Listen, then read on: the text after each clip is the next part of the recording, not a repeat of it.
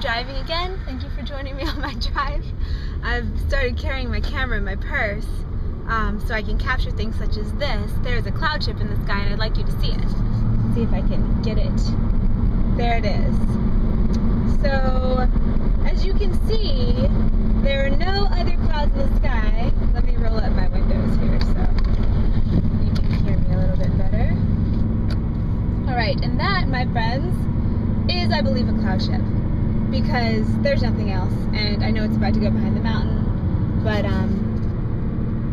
there you have it. If you have the ability to pause the video and zoom in, I would.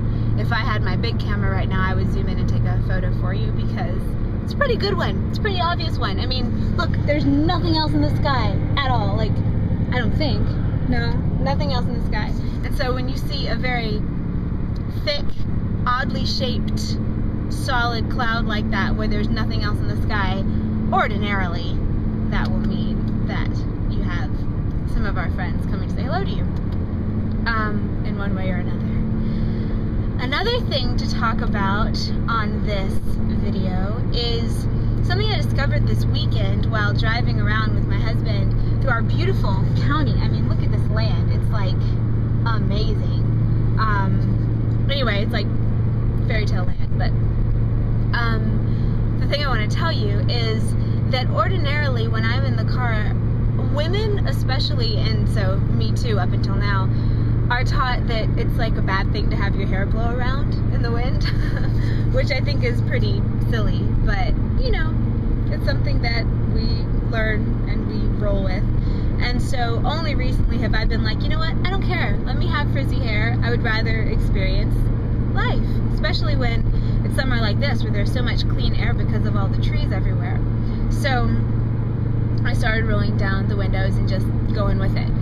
And what I noticed was that when the window's about halfway rolled down and I'm looking above the break, so above the glass through just the empty space out beyond, versus down through the glass, my eyes could see three-dimensionally better. It's like I was putting on 3D goggles whenever I would not look through the glass.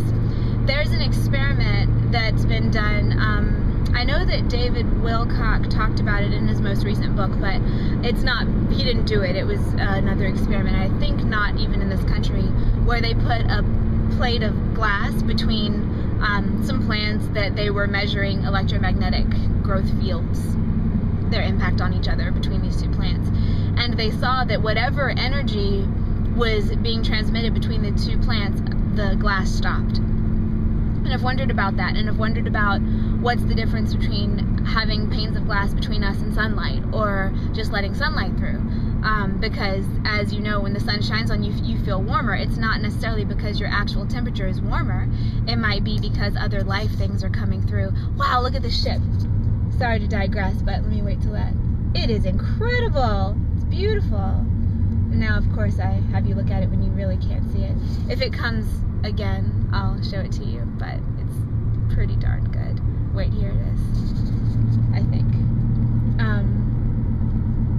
Anyway, so back to what I was saying. So when I took the glass away, it was as if I was putting on 3D goggles and I could really see and my eyes could focus far and close, and the landscape just became a lot more beautiful because I could see it better. So I don't really know what that means as far as health, eyes, perception, reality, but it's very interesting and it definitely means something. Perhaps eventually I'll be able to unpack it more and tell you more about what it is. Let's get another shot of this ship since I'm sitting here staring at it. It's really beautiful. And that's the thing, you know, we often think because of the stories that we hear that when we meet the ETs that they'll be scary or, you know, ugly or something like that, but so far everything that I've seen has made them seem incredibly beautiful. Like, I think that they're beautiful, and sometimes people call ETs angels.